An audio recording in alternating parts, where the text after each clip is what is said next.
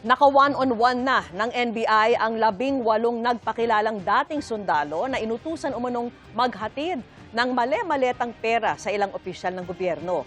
Kabilang sa mga hinimay ang laman ng kanilang joint affidavit. At nakatutok si John Consulta.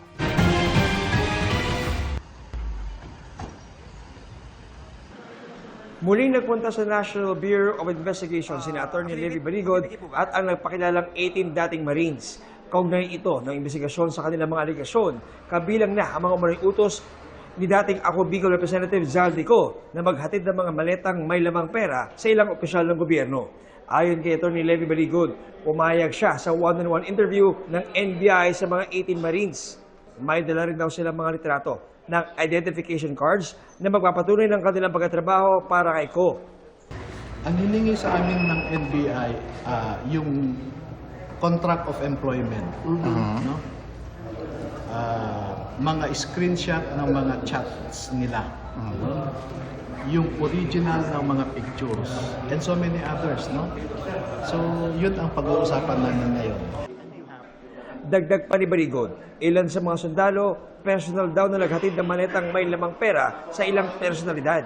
Matapos ang ilang minutong pag-uusap, naghiwa-hiwalay na ang 18 Marines at sumama sa mga NBI agents mula sa 3 dibisyon para sa pagtatanong.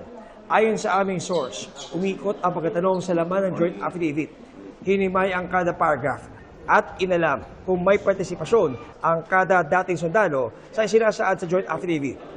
Ikinalugod naman ni NBI Director Melvin Matibag ang pagpayag na ng 18 Marines na sumalang sa one-on-one interview sa mga ahente ng NBI. It will establish the credibility of the testimony, tapos kung mayroon bang ibang pag-uusap, and will address all the angles na tinitingnan ng ahensya. At pwede namin isusumitin namin sa Office of the Ombudsman. Matapos ang mahigit 7 oras, natapos din ang pagbibigay ng pahayag ng 18 Marines sa NBI.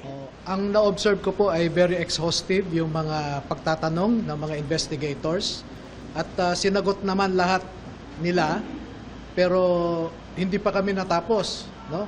That's how in-depth the exercise was. So hihintayin namin ulit yung schedule na sasabihin ng NBI para sa continuation.